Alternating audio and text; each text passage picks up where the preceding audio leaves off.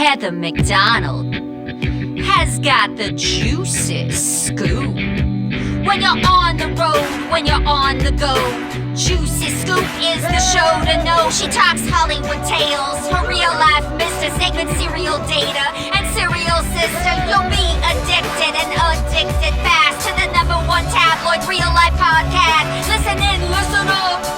Woo woo. Heather Mcdonald, Juicy Scoop. Hello and welcome to Juicy Scoop. I have a real delight, a podcaster queen from the Lady Gang, Keltie Knight. Welcome to Juicy Scoop. I know you came on once before, correct? I came on very early when we were the only two podcasts that existed for females, and our only advertisers were like cars and beer because no female True Car. No women brands advertised on podcasts because there were no female podcasters. So like, we look fucking great. We're pioneers. We did still it. at it. You're welcome. You're welcome, everyone who started a podcast in the last decade. Thank Heather you. and I would like, please give us our residuals. I remember we met at a gifting suite. We met at a gifting suite, which also don't exist anymore. God damn it. And it was, maybe it wasn't. No, it was you and one Jack of your and co-hosts. Becca. Yeah, it was one of your co-hosts. Yeah. And you're like, we're at the same podcast company too, and we listened to yours, and yes. Yeah. And then, and I remember once we talked on the phone about like merch and stuff. Well, and you're deals. wearing your merch. I mean, what a fucking psychopath. But you know what? I know, listen, I'm not an idiot, Heather Mcdonald. I know how popular this show is because I look at the charts every week and I see that you are very high up on the charts and have way more fans than Lady Gang. So I'm not a fucking idiot. I am going to wear my sweatshirt and make sure everyone knows that there's a second podcast you could tune into if you like, if you don't have enough Juicy Scoop in your life. I like your Lady Gang sweatshirt. University. Lady Gang University. Very cute. Very cute. It's like you go to university and you learn about like yeast infections, getting out of the dick sand, and like negotiating a higher pay. What does the dick sand mean? The dick sand's like when a girl is like she's in a sexual relationship with someone that she thinks is like gonna end up in a real relationship, or it's just sex, or it's messy, and like she's blinded by the dicks and she's stuck in the dick sand and she can't get out. Are there multiple dicks in the sand, or just the one dick it's like quicksand? I mean, I'm not gonna judge you if it's multiple dicks, but right. I would think when I have been Did you create this scenario? We made it up. It's you like made it up. In the dick sand, like, you're Okay. like you're just like with a guy and you can't get out, and you should get out, but he just keeps pulling you back in. Okay, like got quicksand. it. Got it. Dick sand. And you're married. You're a married woman. I'm married. I've been married for, 10 years. Congrats. Thank you. Are you married? Yes, I've been married 22. Oh, yeah, shit. Okay, so yes. What's our secret, Hollywood? I said my secret is staying married has become my brand. Oh. And I like to stick with a brand that seems as long to work. as it's about work. She's like, I will do everything for work, and even my marriage. And I appreciate that. Honestly, my TikToks with my husband get more views, so I will stay married. Thank you very much. People love it. People love it. I just remember, like, I actually am like kind of oodled. I mean, I know that we've met, and it's been a few years though. I just like. It's some moments of what I watched, like when I was, just getting into Hollywood and stuff, like I was so obsessed with like Late Night on E, and like I just remember seeing you, and I just, it's like, I can't believe I'm sitting with you. Like, it's fucking cool. I did it. God, okay, great. Sorry, this is so embarrassing. So you guys had your Lady Gang. Yeah. And you had a TV show, which I think was kind of what everybody thought when they started a podcast and might now. Now it's so saturated. Yeah. It really doesn't make, I don't even know if anyone's getting picked up to do a show. But that was always kind of my thought, like, oh, maybe this will turn into a show. And you guys really did make it turn into a show. I think yours did. And also, what was that other one with the guy that's now on 911 and the girl? They're funny. I don't know if they still have a show. Oh. They got a TV show for a minute. And then it was to the point where people were pitching shows. This is like 7 years ago. And the agents and stuff would say, the only way you're going to get a TV show is if you have a podcast first. And then you can prove that this was like a viable show. Yeah. And now I feel like that's not happening. No, one wants because to hear about what- your podcast becoming a TV show. Yes. And you know what, Heather? You have Lady Gang to thank for that because so here's can I tell you the whole story? Because Yes, it's actually kind of please tell the fascinating. whole And story. I know Juicy Scoopers love the Inside Hollywood. They So do. They really Here's do. what's happened. Becca, after she was on Glee, could not get another acting job. It happened with a lot of the Glee cast is that, you were so famous and it was such a big show that like no one could see you as anything else but like Kitty Wilde or whoever you were. So it's like all that cast just started auditioning and it was like, no, we know her too well. We want the next ingenue. We want the next blonde girl, whatever. So she wasn't working. Right. I was working at Entertainment Tonight and I was miserable. I was so tired. I was so burnt out. I was like, there has got to be something else to do with my life. And I was like, I really want to own something. Becca and I were having sad salads at the 101 Cafe. We're like crying into our salads, having lunch. What is your favorite salad? I mean, I hate vegetables and I will avoid a salad like the plague. Really? God, I love a salad. You do? What's a sad salad? I mean, a sad salad is like any salad. I probably was having like some mixed salad. Oh, what? You know. So you didn't have like a favorite one that you ate when you were sad? My favorite salad would be like French fries. Oh, okay. Okay. But we're having a sad salad because it's Hollywood. And I was like, we should have a talk show. We need a talk show. We're so funny. You know how every girl sits around and they're like, we're so funny.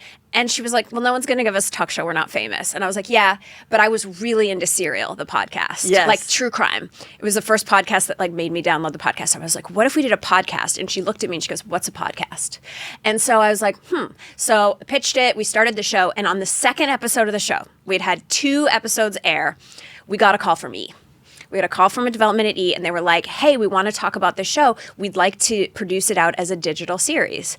And I was like, no, thank you. I was like, this is a television show. We're good.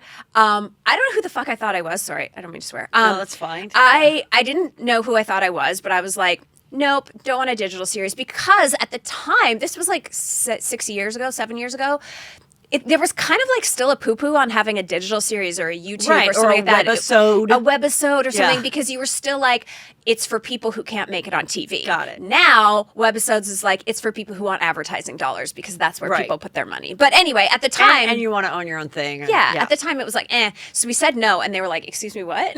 And so then for 2 years we hustled, and I was like, when we hit this many million downloads, I'm going to come back to you, and you guys are going to give us a TV show. And that's what happened. We went back, we developed the TV show, the production company, we sold the show, and everything is going well. Everything's going well, except then, and this is where I ruined podcasting to television shows, that everyone listened to our podcast and no one watched our television show. Like literally 0.00000.8% of the people who weekly listened to Lady Gang tuned in to the show on E! We had a lot of things against us. Our time slot was 11:30 p.m. on Sundays. I got to be honest, at 11:30 p.m. on Sundays, I've already like taken a Xanax. I'm asleep. So let me tell you about that. I think it's really interesting because I've had someone called me, and I want to say they never published the article, but it was after who's the girl? Oh my God, Samantha Bee. Okay. So Samantha Bee's show, I believe, is canceled. Yes. And so someone called me and was like, "Do you think that late night hates women and against women and Hollywood against women?" And I said, "No. I think that women go to bed. They work. They have children. They aren't these guys that might stay up till 1 a.m. to watch late night."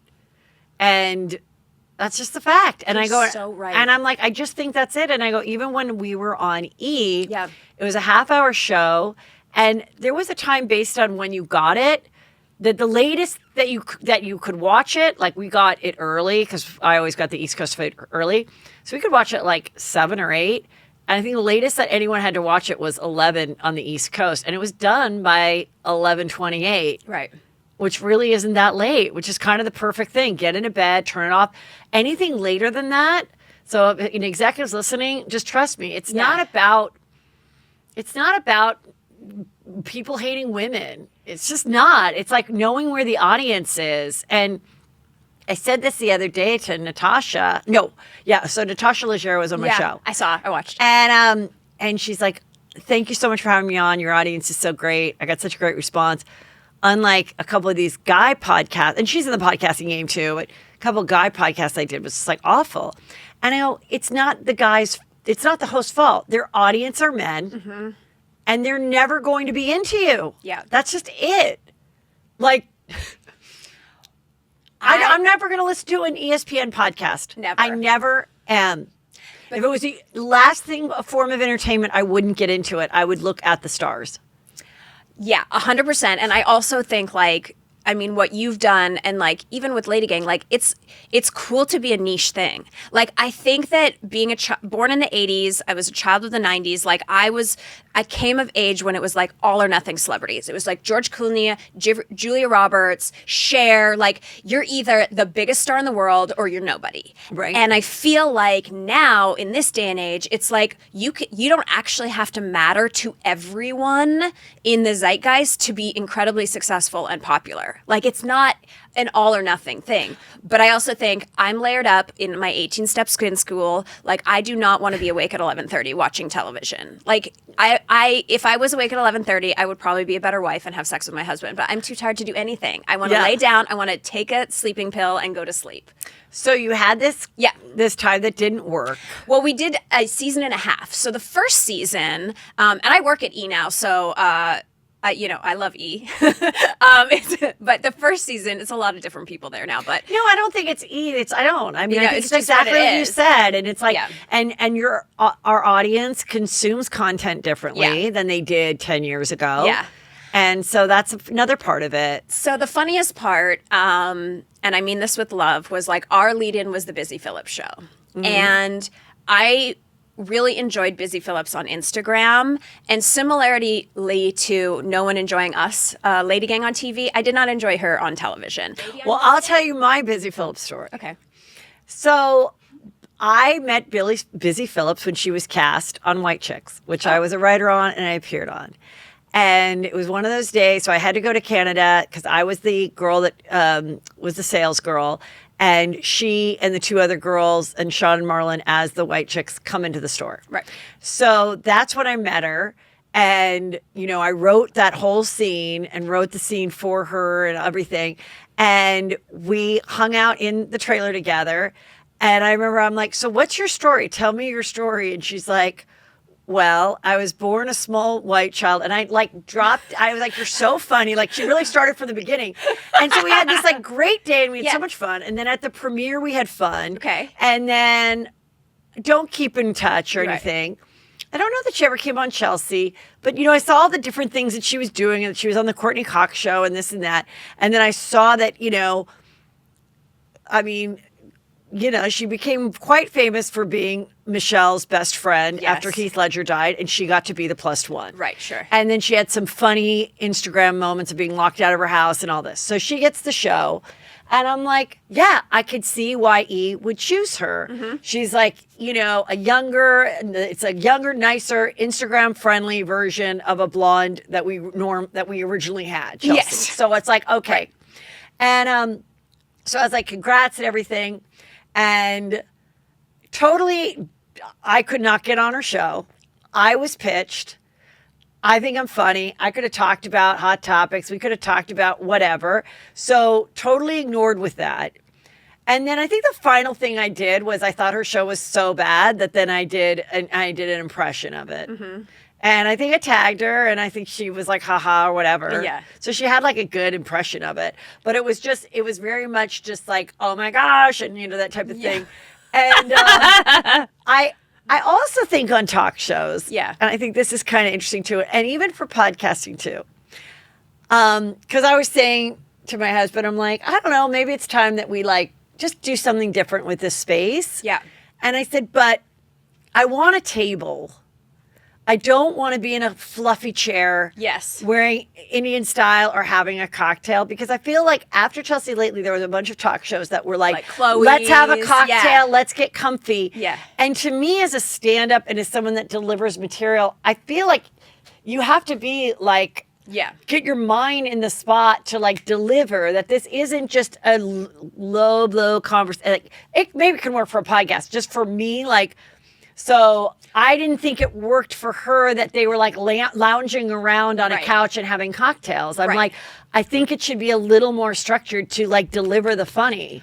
and deliver the stories and stuff. Yeah, and you know what, Heather? Oh my God, you're just so smart. But it's the exact same. I'm trying to hide my hands because I have a horrific spray tan hand right now, and I'm hiding them under my. Well, why hide it when now you've said it? Now people want to see it. So here it is. Okay, so here I just literally used my own spray tan from Rite Aid.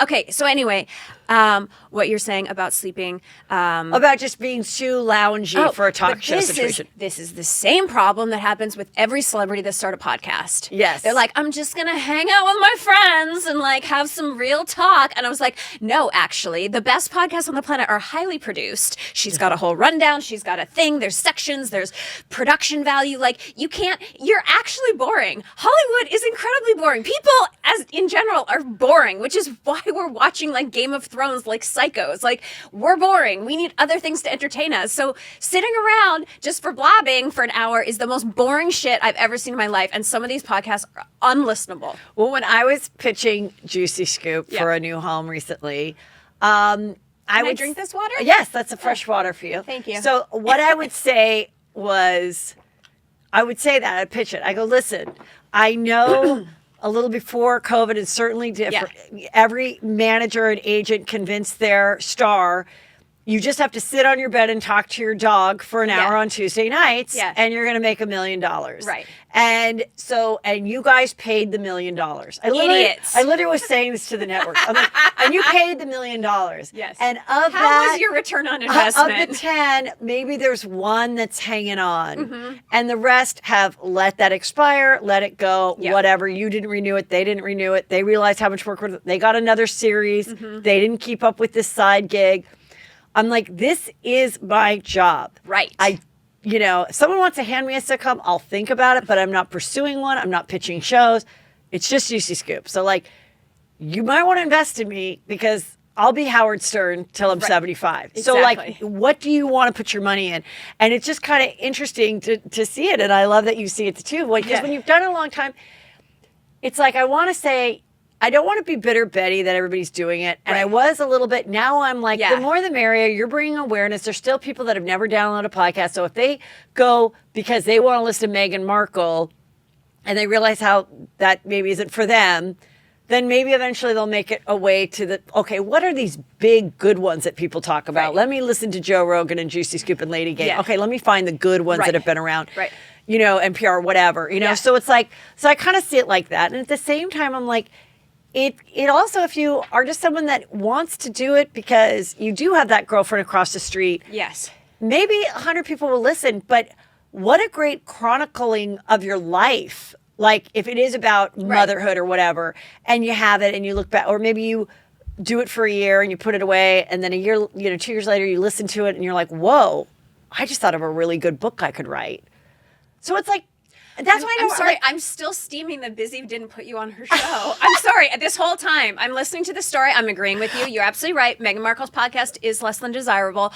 And I love Meghan, but I'm still pissed about motherfucker, that bitch. Okay. No, but I don't know. Like it could have also been like, we're going for big stars, or hey, I have so much pressure. Also, E has never had me on since Chelsea Lately ended. They had me on to do Nightly Pop. Right.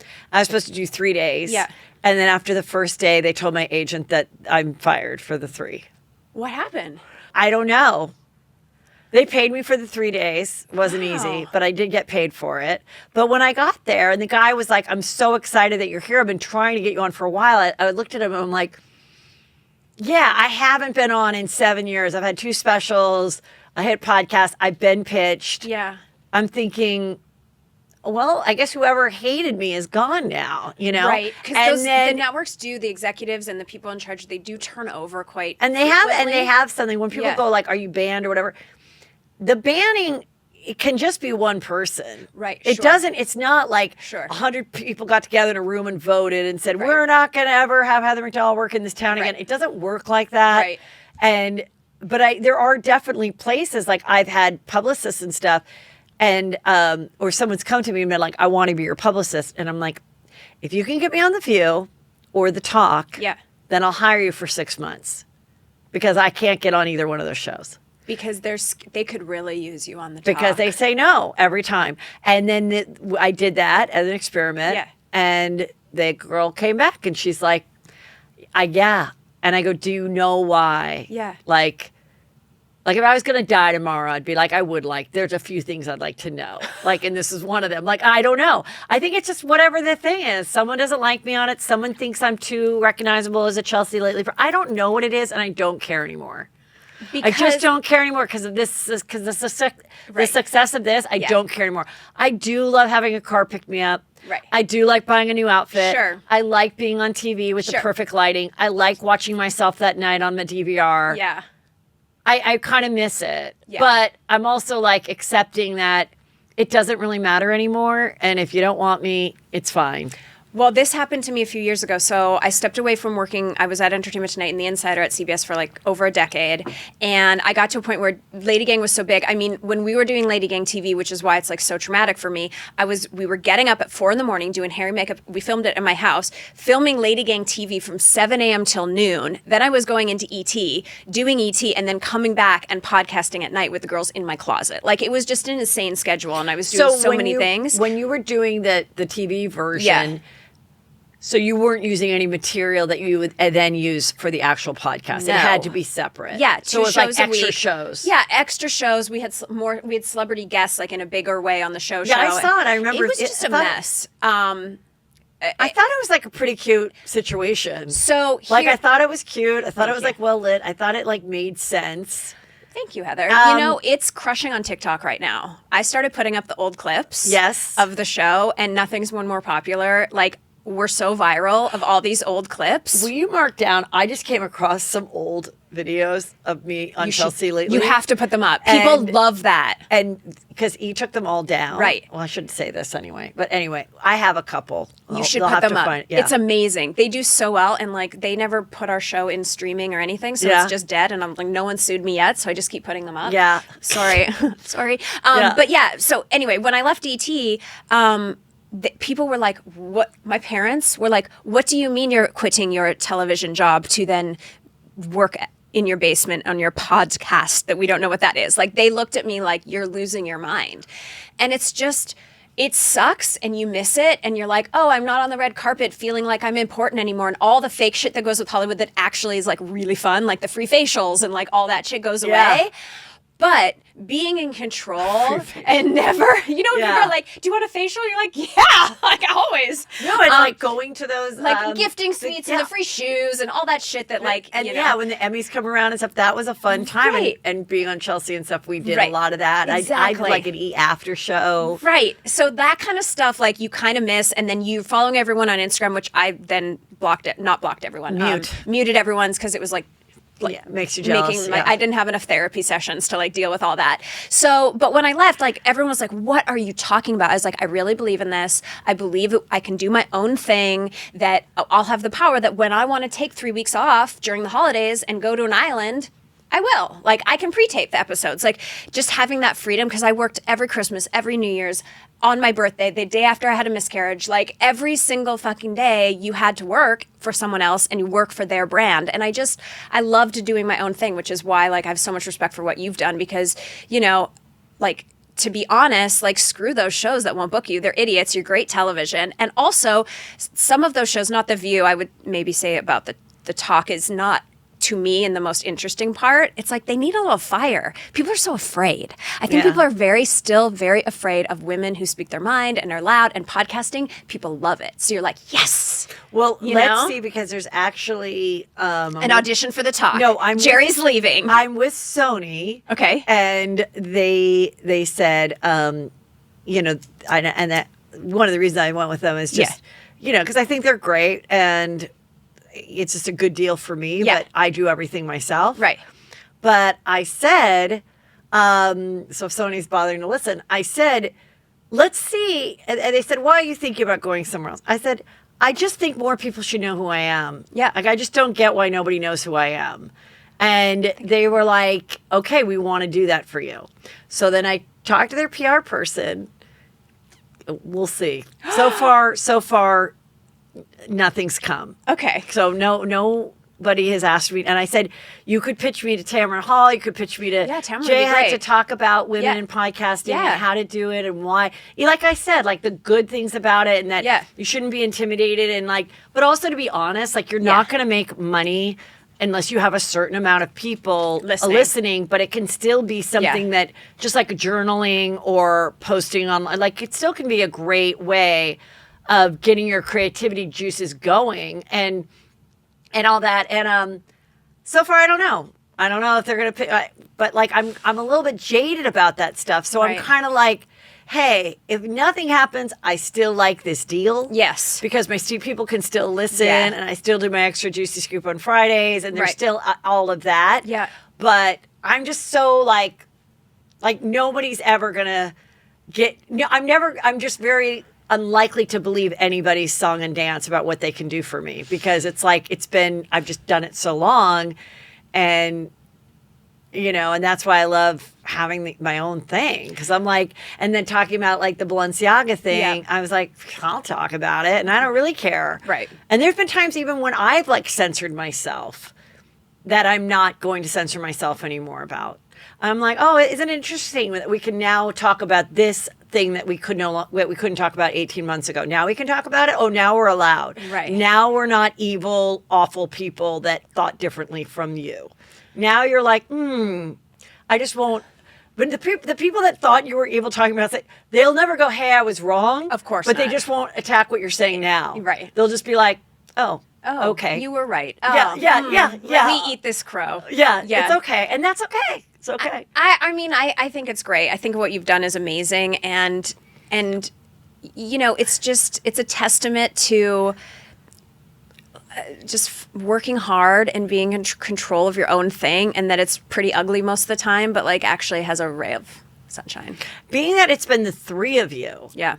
Was there ever a time, because throuples are tough. Yeah. Whether it's sexual or not. Whew. And has there ever been a time where you didn't think that you could power through as a throuple? Yes. A throuple. Throuple. Not a throuple. A throuple? That's Throuple like a 13 is people. trouble, Yeah. and a throuple. No, a throuple. Business women, three of you. Yeah, I'll be honest. We were just about to celebrate 7 years. And for 6 years, people used to ask this question all the time. We'd be like, we don't really fight. We're like brutally honest with each other. And like whatever happens, we just nip it in the bud and like it goes. And then we went on tour. And this year was a year of just maniac level Keltieisms. So we had like multiple really big brand deals and podcasting crazy. Beck had a new baby via surrogate. So the baby like came into our world in February. She took 4 weeks off and then it was like go time to prep for this tour. So tell me what the tour was. When did it start? So How we did you started guys in do it? September. We wrote our second book. Okay. And where can the book is called Lady Secrets. It's really freaking good. It's all these essays about us of like when I went on The Bachelor to get a hosting career and it didn't work. I got kicked out on the second night because I'm not that desirable. And like all these like really funny essay stories, kind of like your books. Yeah, you know what yeah. I mean? And then we also have community secrets. So we asked the Lady Gang. We had a hotline 1-844-SEXY-LADY, and people called in and they were like, I pretend to fall asleep because I hate my in-laws. like confessions I and- yeah. catfished my husband into marrying me like by pretending to be someone shitty online, like just weird stuff. And Love so it. yeah, we put it together. It's awesome. And so we did this big book tour because we were supposed to do a book tour for our first book. It all got canceled because of COVID. And we're Got like, it. we will be rock stars on the bus. So we did the whole thing. Now, and how did you do all this? Because you were just asking me how I do my Yeah. tour. And Yeah. I've always toured, gone to clubs, Like starting Friday, over Saturday. like 12 years ago is kind of what I started headlining, 12, 13 years ago, around then. And I would book a weekend at a club. Right. Like a Thursday, and then I'd come home on a Sunday Yeah. or whatever. Yeah. And then when Chelsea lately ended, I'd do it a little bit more. But my husband and I were always like, I really don't want to go more than twice a weekend. But sometimes they'd be back-to-back weekends. Sometimes it'd be 3. But I'd really try to only do 2 weekends a month. What do I mean? Yeah. Two weekends a month.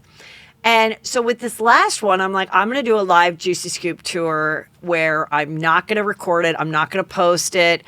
It's going to be this great thing. I want Annie, who produces my show, to come with me. And, but what I originally told my agent was like, but I want to do it like a real tour where Right. I'm like gone for 2 weeks. Right. I never said a bus. Yeah. But I thought like where I could Right. go Wednesday one city, Thursday another, Friday, Saturday, maybe have like a night or two to relax, but then do like 5 more and just be gone for like 2.5 weeks. Right. Don't even come home in between. Have the outfits, get the routine going. Yeah. And I don't even know how you book things. I know my agent works really hard, but it didn't make sense to get the big cities. Yeah. And then I thought, oh yeah, maybe it would be hard to get a bunch of people to come out on a Wednesday. I don't know, whatever. It is. Yes. So we did it. Or how about a Monday in Phoenix? So like, okay, I want to hear about yours. So the way we did it was Yeah. we would do 2 or 3 cities in a weekend. Yeah. And then, but we did it over September, October, November, and Okay. we would have some time to come home and we'd have weekends off. Now it's done. Yeah. So I never had that tour thing, but you guys actually got a bus. We had a bus. Did you have a tour guide person that came with you the whole time? Well, we have a very senior producer of Lady Gang who oversees everything, and she came on the bus with us. And then we had also an assistant who came on the bus, and then we had a tour manager that was working remotely, like advancing the cities and getting what you need in the dressing room and what kind of lighting you need. And then we had a trailer full of merchandise and our whole setup and our brand setups, and we literally hauled that shit around So America you had a by bus ourselves. and a trailer, and you slept on the bus. We slept on the bus. We did not have the Did budget you have? for hotels. Did you have the bus wrapped saying Lady Gang? I wish. It's $40,000. That was my dream. I tried to get a brand to pay for it. I was like, literally, it can be like waxyourbutthole.com plus the Lady Gang tour. Like, please just give me $40,000. No, it's very expensive. The bus is very expensive. But so we slept on the bus. And then what kind of venues did you do? So we really, thanks for bringing it up. It's like really traumatic. We really fucked ourselves. So we normally were doing city wineries, which is like 200, 300,000 seats. Yeah. But then this one, I just graduated to theaters. But still, I was conscious of how big the theater could be. Yes. I think the biggest one was Wilbur at like 1,100. Yes. But most of them were not. And if they're a little bit smaller, like a 500, then I did 2 shows in the night. Yes. And that's probably because you've been touring for 15 years and amazing. Yeah. So we also played the Wilbur. Yeah. And I think we did about 400, 500 tickets. It's like an 1,100 seat theater. So that's super embarrassing. They closed off the top. I mean, we got placed in, we sold out the Gramercy in New York, which is 400 seats. That's perfect for us. But we had a bunch of theaters that were 800 seats. And we're like, well, even if we sell 600 tickets, it'll be fine. And then everyone and their mother went on tour this fall. Both of us were on tour. So many artists. And people are still not really leaving their houses. And so You know what I also noticed is even if we were sold out, people didn't come. they just decided not to come that night. Yeah. And I think it's a different vibe. Also, I mean, my audience are mothers. Some are older and some are young that want to stay home. And I just think the day comes and they're like, I'm not feeling it, or my friend can't go. And we'd always encourage that Juicy Scooper to come alone. Yeah. Because we're like, you will be sitting, you will meet so friends. many other people. Yeah. But so here, I did sell it out and there'd be empty seats in front. Yeah. And I'm like, God, I never saw that before COVID. Yeah, it's really weird. So it was there was so much pressure on us. So then the sales were fine. I'm just going to say they were fine. They were COVID fine, I guess. The book sales were pretty dismal. We just had a first book come out. It made the New York Times list, made the USA Today list. It made the Toronto Star list. It was really successful, which is why they wanted us to write a second book. And people were like, we don't need another book from you. So the book sales were really tragic. And so it was all of the most negative things were happening to us at the same time while we were together, while I ripped Becca Tobin away from her newborn. And so how much time was spent all together to hit all these 15 cities? So we had 3 weeks. Oh, okay. And by the end of it, Jack and Becca were like, I'm just going to fly into the city. I'm not riding the bus with you. And it got to the point where it was, once we didn't make the New York Times list and I had an epic meltdown on the street in Atlanta and cried, then we could laugh after that. And so then from that point on, we kind of had fun, but it was just really stressful. And it's I think you feel the same way, which is why I really admire what you're doing, is you actually really care about your fans. For me, I don't want we call them the lady gangers. Like, we don't want those girls to come and not have the best show of their life. We want the best merch, the best freebies, the best screen stuff. Like, we want them to like really have a good time and meet friends and like, you know, don't spend the money and then just be like, oh, that was okay. Like, you want it to be amazing. Right. And so we put so much pressure on ourselves. And like, I actually really care if people walk out and they're like, yeah, it was fine. Like, no, I need you to have a 5-star experience. I want you to love this. And just doing like a Monday, Wednesday, Friday, Saturday, Sunday shows, like, it's too much. We needed time to like live and like experience a bad Chick-fil-A or something. I mean, I don't know Chick-fil-A, but like experience like the town life or something, because what are we talking about? You know what I mean? There's nothing new going on. And so it was pretty bad. We had a really rough. I do want to say though, I mean, I admire your honesty about it, and that is life, and to reflect on it. Yeah. And I think it's interesting because I know like a lot of people do the you know, the live podcast shows and stuff. And I have said, as someone who's a stand-up who brings another stand-up with me to do it, I was like, what are these other shows doing? Because I'm like, besides me, like for like 12 hours before, I'm putting in all these hot topics and doing all this stuff, and then I'm saving juicy stories that I only will tell there. And like, I do think I did a great job. But I'm a perfectionist about it. Like, I'm not a perfectionist about my home. I'm not a super neat person. I'm not like perfectionist about other cooking or anything. But the show I am. So it's like, if I wasn't happy, I'd be bummed. I was happy in the end. I was very happy with the result of it. But like, it is a lot harder than people think. It's so much work. And it really like, just PSA to everyone that listens and loves a podcast. Podcasters, shockingly, are just humans. Whoa. I know, it's revolutionary. But like, we say shit that comes out wrong, and we maybe don't think it comes out wrong in that moment, but then listening back like 3 weeks later, you're like, oh, I don't know if I should have said that. Or we also like need sleep, and we're not perfect, and like, maybe you didn't like the psychic that we brought on. Like, maybe you don't like the color green when you made a sweatshirt in green. Like, I'm sorry. I am a human being on this planet. Like, we are doing our best. Yeah. We are, you know, like, people, we have a segment on our show called Good Week, Bad Week, and people will like DM and be like, I heard your bad week, and I just want to let you know that cucumbers are not a vegetable. They're a fruit. I heard you talking about, like, I mean, not that, but like, just like getting after us for the stupidest shit. And I was like, hi. I don't know how to be an adult. I'm trying to keep myself alive. I can't even keep a plant alive. That's why I don't have children. Like, done. You know, like, let's just give me grace. What was the final show? Was the final show? We finished the show in Denver, Colorado, which we flew to. At the end of September? At the end of mid-November. Okay. So we had. Oh, so you did have a break. We had bus, and then we had those ones were fine. We had bus, and then we had Phoenix, LA, and Denver that we flew to like 3 weeks later. Oh, you got rid of the bus. Yeah, we got rid of the bus in Houston. Houston was our last bus show, and it was like, literally, you should have been on the street after the show, everyone, because I was like, do you need a rack for your clothing? Here you go. Do you need like some bedding? Like, I was just giving away pillows off the bus, because I was like, I planned this whole tour so perfectly down to a T. Where are you staying? What are you doing? And then we got to like 3 days before last date, and Becca looks at me and she goes, how are we getting all this shit home?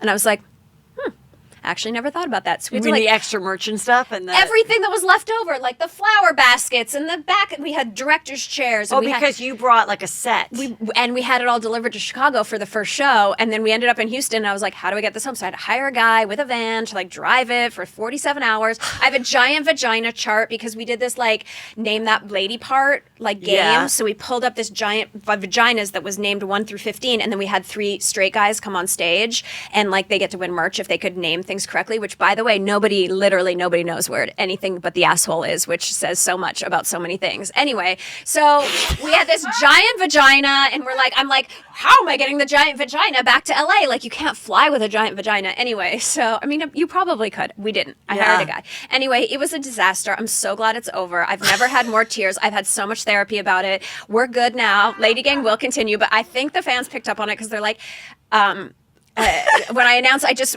went back to entertainment news. So I started on E! News just as a correspondent, and people were like, does this mean what I think it means? Lady Gang is over? And I was like, oh shit, they picked up on the tension. No, we're fine. Lady Gang's fine. We're gonna be okay. And so you now the three of you get together and you do one show a week, or We do 2 shows a week. Okay. And so sometimes Becca lives in Austin now. She'll come to LA and we'll sit in our studio and do a bunch of episodes, or we'll do them on Zoom, Yeah. And we don't really have guests anymore. Like, we just kind of do us. Every once in a while we'll have a guest, which, by the way, you need to come on. Yeah, totally. So, like, every once in a while we'll have someone if they're funny and great, but like, we just got burned by having like actors who are like, I'm an actor. Just ask me about my acting. And you're like, boring. So Yeah. I would just rather have like reality stars, Bachelor people, like that kind of stuff. A psychic. Yeah. We have a really good money episode coming out after the holidays from this amazing TikToker called Your Rich BFF, and she tells you all the things to do with your money so that you can be rich. I love that. Yeah, that That's kind the of stuff really that's, helps. Like, really yeah. important, and especially for women, and in a way that women can understand. Yeah. Because Yes, it's like we do a lot of that. The amount of times that someone's boyfriend tried to explain the stock market or crypto to you, and you just are like, Yeah. But if you can get someone to I'm like, hey, get this credit card because in 1 year you'll have enough points to fly to Tahiti. Like, that's like what I Yes. need to know. Like, actually, my son, he's 20 and he is a finance major, and he explains stuff better than my husband can to me. And so he's like, Mom, this is why you should do this. And, he's like, well, you could invest this yourself. I go, well, why don't you just do it? Yeah. Ooh. I'm like, I trust you more. Like, at least I know it's not going to go, like, it's not going to Right. disappear. Right, if it right, doesn't right. make that much money, who cares? Right, but, right, like, right. Right. fine. If you, why don't you really take this little chunk of money and see what you can do with it? Ooh. And, because love that. it like never really interests me, and it's always kind of scares It's me. so But scary. I know that it's important. So I love that. Yeah. Tell me about your other show that you created. This I'm is just exciting. doing lots of things. So tell me about Superfan. Is it available to watch now? No, so Superfan's a show format that I created. I sold it with my partner Jody a couple years ago to CBS. We filmed it in April. It's going to air actually, wait, I can't tell you when it's going to air. It's going to air early 2023. Okay, great. On CBS? On CBS primetime. And it's a music series. We have 6 episodes. And my husband's music manager. And if I had any talent, I would be in a band 100%. Like, my only talent was like sleeping with guys in bands, but like, I have no musical talent and I'm tone deaf, but I've always wanted to live that band lifestyle. Hence why we got the tour bus. So it's called Superfan. Wait, I also want to say, if you were to go back, was the tour bus not a wise idea? Would have been better There's if so you much guys would have pressure. flown just to Yeah, like you know, hotels and I mean, like. What we should have done is hired someone to drive the trailer to each city, and we should have flown and been in nice hotels, because it's like, you can't poop on a tour bus. I pooped my pants on like the 3rd day of tour. It was disgusting. Heather, your face. No. Wait, for real? I know. Like, yes. like a load in your underwear. I'm not supposed to eat gluten, and we were in fucking somewhere in Ohio. There was nothing but a Jimmy John's. We all ate sandwiches. I was like, I know that my stomach's gonna get upset, but I didn't know how upset. And we were wearing these pink sweatsuits, and Jack made 3 pink sweatsuits just for the 3 lady gang. We did black for like everyone else that wanted to buy them. We're in black, so we had 3 special sweats. And I was like, we're trying to go to Target or something to get something. And I was like, can we hurry up? Jack takes so long to get ready. She's never ready on time. But can we go? I'm gonna poop my pants. And then I was like, no, I am going to poop my pants. I walked out. I picked up a cardboard box from beside the trailer and I ran into the corner, but I didn't make it in time. I pooped all over my sweatpants. I had to take them off. Becca videoed me the whole time. She played it at the shows for everyone to watch. Now that's and it was the fucking lemonade. terrible. That's the lemonade out of the lemons. Anyway. That's the cherry on the shit Yeah. ice cream. It They really got a little is. something out of it. So anyway, Superfan is back to CBS. Don't Sorry, listen to that part. keep going. Superfan is like essentially, so the show essentially is like Shania Twain. I'm the biggest Shania Twain fan. I grew up in Canada. Shania Twain comes on. She's on the show. 5 of her biggest fans. We've scoured the country, and they all compete to be named the #1 superfan of Shania Twain through musical challenges, through trivia, through guessing what Shania would do in a situation. Shania performs. The fans do an epic lip sync. America votes, and then we crown the #1 superfan, and the superfan gets this like once in a lifetime thing. Like, we had Gloria Estefan on the show, who's incredible, and just like, I want her to be my mom. Yes. Her prize is like all this stuff. You get the conga from the conga video. You get this like giant portrait, and then you get to wow. like go to her house. She's like, you're gonna come to Miami. You're gonna come to my house. You can pick which house. Like got right two. on the water, yeah. Vero Beach or Miami Beach, come to my house. I'm going to cook you dinner. You're going to have dinner with the whole family. Like, so the prizes are like LL Cool J's on it and his The prizes are really for a super fan. Yeah. Everything you'd want. Yeah. The prize, experience. Like, LL Cool J's like, I'm going to pick you up in LA in one of my cars. We're going to drive down the Pacific Coast Highway. I'm going to play you track by track my new album before anyone else hears it. And I'm going to tell you the story behind each song. Now, do the cameras follow that or no? They will. Okay. But eventually, but we're not airing yet. So Yeah. when they air, we definitely, and then there'll be a little update in the next season, hopefully. I love that. This And one I then- have good feeling about a season 2. And Lady then Gang TV. when does Superfan podcast version come out?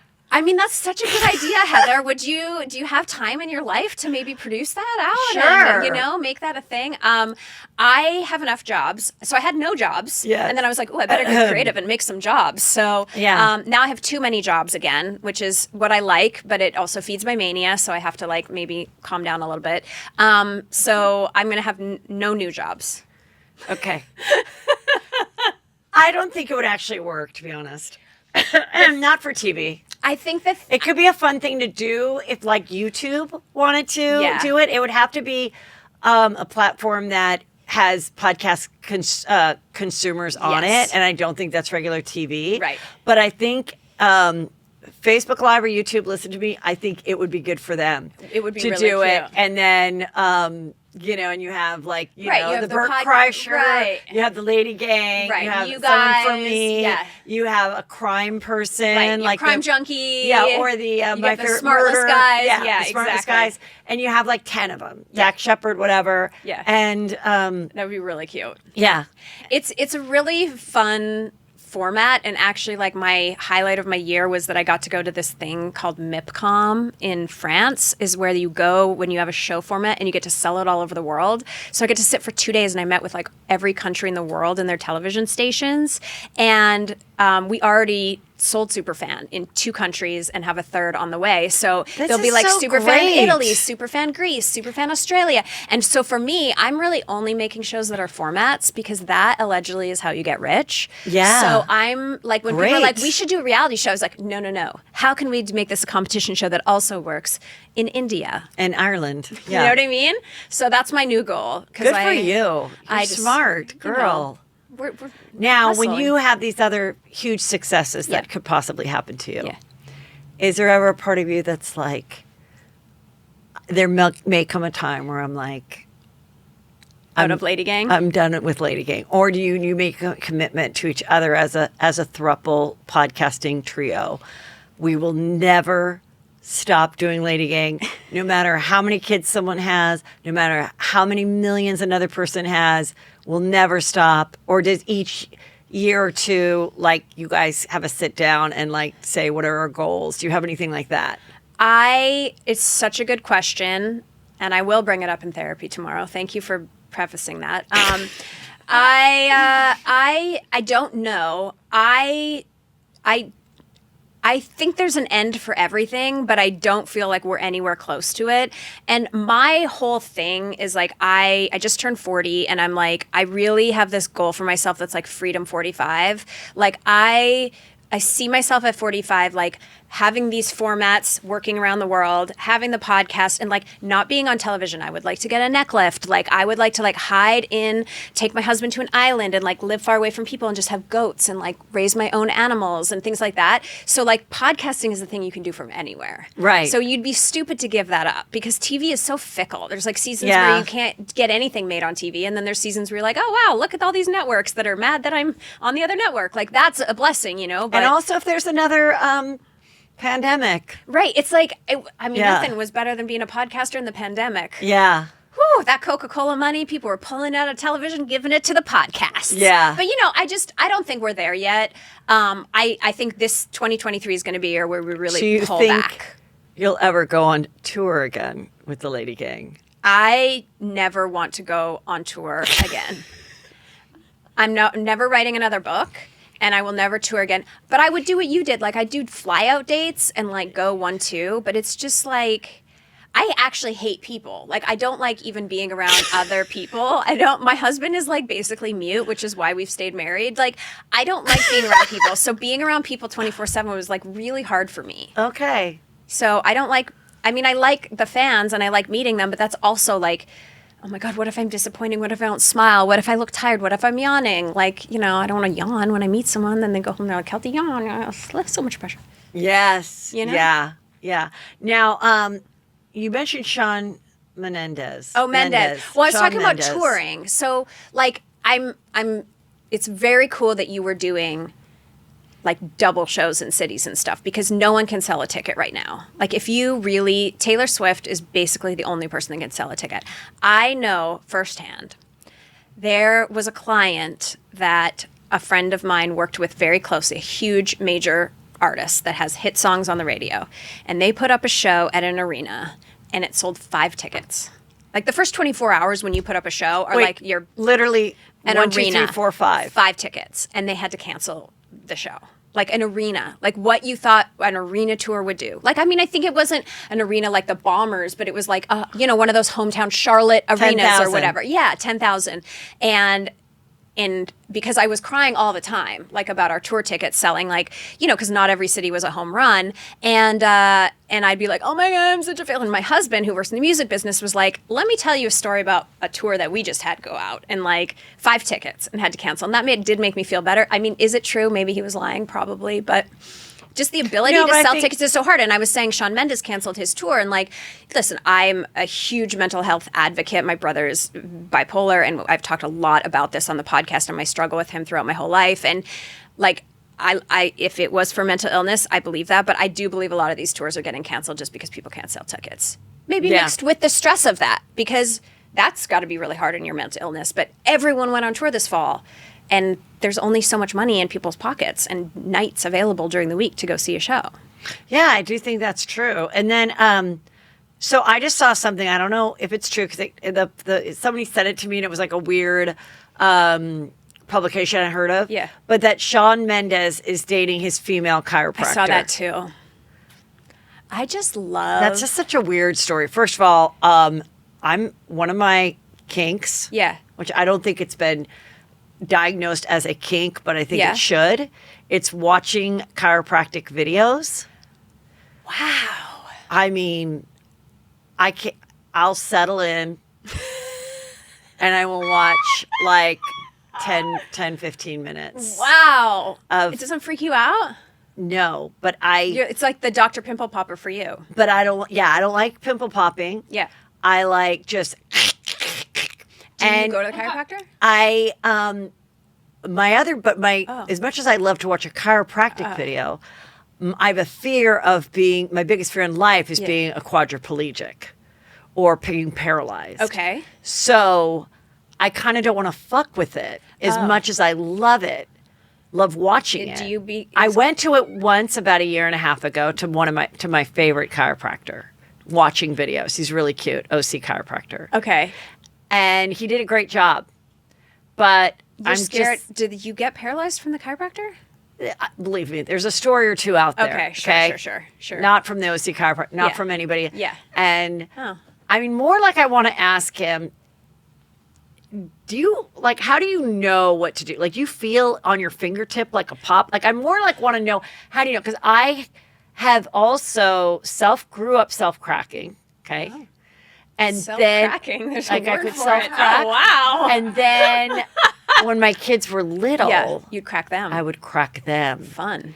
And then one day, one of them was like, I don't want to do that weird thing that we do anymore. And it felt like very weird to me. Yeah. Yeah. I don't want to do that thing we're doing anymore, Mommy. But they can do it. Like, they can go, I have teenage boys and they can go like that. Yeah, and I'm so jealous because I can't do my neck or anything. But anyway, I could see how you could be attracted to your chiropractor is my point. But it's kind of a physical thing. Yeah, it's intimate. And someone's like, if this was like a 35-year-old male chiropractor and a 26-year-old female or whatever, not that it was like a big age, and then they started dating, people would be like, was this grooming? What did this sick fuck try to do? Like, it's just so funny when it's the other way around. And then also people don't think that he's entirely straight. So they thought that was interesting. Shawn Mendes is, and I just want to say this for everyone, I've met him and interviewed him many times. He's lovely. And he truly is just Canadian. And I mean that with love. Like, Listen, I don't That know. is so funny. That could be your new game show. Is he gay or just Canadian? I think it's like I mean, it's not my business, but whether he is or he isn't. But like, I grew up in Northern Canada, and so I understand like the kindness and softness that comes with you're either like a fucking hockey player or you're Shawn Mendes growing up you're in band. Like I've dated those guys. Like you're just artsy. Yeah. And it's like so weird. Like my best friend Jeff is kind of similar, and he's just so nice. And he's just like, when you see him on the carpet, he's like, "Hi, how are you doing?" And you're like, "Oh," and you're like, you know, you're used to like 2 Chainz rolling up and like grunting at you. You know what I mean? So it's like, I don't know. I think he's just lovely. But I think that if he's getting it on with a chiropractor, I will say it's the right ages because if she's that age, I don't know what age she is. Yeah, I mean, she looked cute. There's a photo of her cracking him. And so I don't know. Can you when you're look up their age? when you're that famous, there's no one around you. I was actually just in Mexico City a few weeks ago, and with my husband, with one of his clients, and he played a festival for like 100,000 people in the middle of Mexico City. It was massive, and he's a huge artist, and it's really crazy because like. It's very much that scene in the Bradley Cooper, Lady Gaga, Star is Born, when like Bradley finishes the concert and they put him in the black car and then he's like all alone and it's silent. And she's 50. Oh wow, okay, that's Wait, a lot. what? 24? And she's 50? From Perez Hilton. 50. I'm 50 years old. Remember that? Oh my God, let me crack my back just now thinking about what? I feel like this can't be true.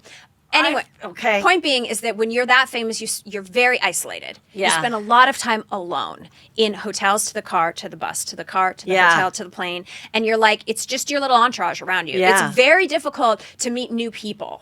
Unless you're having some handler of yours be like, go find me a girl in the audience tonight. Or, because you can't get with fans. They're going to tell everyone. So it's like, Yes. you get limited on like, it has to be another star set up by your publicist or your DMs. Or if you're Sean and you're just like a nice guy, who are you meeting? You're meeting the people that are doing your catering, your stylist, assistant, and the chiropractor. Like, it makes sense to me. okay, so your new job at E. Yeah. Will you're not doing red carpet anymore, or you are? I am. For like a Oscars, you'll be there. Yeah, so I'm doing, it's really cool. I took this position and they were like, what do you want to call yourself? I'm like, chief correspondent. And as the chief correspondent, I get to decide so basically like I get a month schedule of like who's coming to town, who's doing press. And then I can say, oh, like I want to do this Will Smith event. I want to do this Harrison Ford event. I want to do this sit down with Mandy Moore. Like I can pick which interviews I would like to do and then pass on like the Dancing with the Stars red carpet. No offense to Dancing with the Stars. I'm good. You're just a little over that. I've I done agree. it. I did it for 10 years. Yeah. Like it's just not, I want to sit down with like, I want it And to ask really real be like, questions and like, have a like minute. a moment. Yeah. You know? Hard to watch I sometimes. think really nobody really gets canceled unless there's like actual like prison time. And even then it has to be for something pretty heinous and it has to be for pretty long for you not to come back. Everyone seems to come back. I think all this cancellation stuff was Right. like a bunch of bullshit because everyone comes back.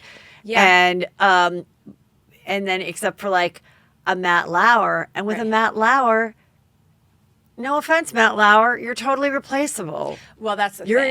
You're not a musician that writes incredible songs that we Right. all sing and dance to for the last 30 years. Right. You're not an incredible actor like a Will Smith that just can like, Right. you see a scene and you instantly cry because he's Yes. so good at his craft. Yeah. You were a decent looking guy that had, I think morning and daytime TV is an easy job. I think it's a pretty fucking easy job out of the jobs that are there. Right. And so when it became this and at the height of the time and everything, Yeah. it was like goodbye. No one's Yeah. going to not watch our show because Matt Lauer's gone. He's of a man of a certain age, Right. all of that. So I think people like that probably will never come back Right. to any capacity. Could he start a podcast out of the Hamptons? Sure. Yeah. People might listen. I don't think he should bother. Right. Because I don't think people will want to come on and be interviewed by him. Right. Enjoy your money. Do something Yeah. else with your time. Be a It's grandpa. kind of like whatever. the Chris Harrison of it all. Yeah. You know, it's like, okay, I'm canceled. I'm not gonna like try to yet. I mean, maybe it's too soon. I'm not trying to like do my redemption tour and host another show or start a podcast or whatever it is. I'm just gonna sit here with all my money. Let it sit. Yeah. He got a lot of money. Yeah, just enjoy that money. You know, I've met him several times, and I kind of think his situation was a very much of a sign of the times and a little like an unfortunate situation that he put himself in. He wasn't even supposed to do that interview. I know. And the whole he's thing, a good guy, so you're just like, oh my god. and he didn't stop know, and he talking. was a dad. He had kids in college. It like again came on a day where you're like, you know what, I am gonna tell the truth. Like, I am gonna say how I really feel. And it's like, and it was just at that time, and then but I think it's all fine, and I think if he does come back with something, fine. But he may not want to. Right. Like that was a lot of time and travel. He had to go to Europe. He had to go to all these places, and now he's. I don't know if he's engaged. He's engaged. I don't know if he's married, but I've met her and she's Yeah, great. Lauren's awesome. And his ex-wife is great. Like they all get along. Right. The kids all get along. Like the Everything's kids good, are yeah. good and good. Like if I was him, I'd be like, who cares? Like just do your thing. Right. And then if in like a couple years you want to do something that maybe is in the same line of like maybe doing something dating with older people, I don't know if that would ever be a hit, if people would want to watch that. But like definitely I think The Bachelor as a show is definitely not as popular. Because that wasn't the only change. You know, they tried to do a lot of other changes. They had a bisexual girl come and you know, they're trying to do two this at thing, one time. trying to get to this time. Yeah, the two bachelorettes, and they're trying to like change it up and everything. And so I think like I don't know, it's still probably a big enough hit that you wouldn't want to get rid of it. Of course. And I don't think it's such an expensive show like with a million actors, but it definitely doesn't have the spark. And I feel like the people that were super into it, that stuck with it, like me. Yeah. Like I was already married the first season and I watched it and talked about it the whole time. And just recently, and I was even on it. That was probably the last season I was on. I was on, what's her name? Katie's. I was on Katie's season. And that was a COVID season. Right. And we were in this resort that was like not extremely I haven't watched it in a attractive. long time. Anyway. So I watched it because of that, but I really haven't watched it since. Yeah.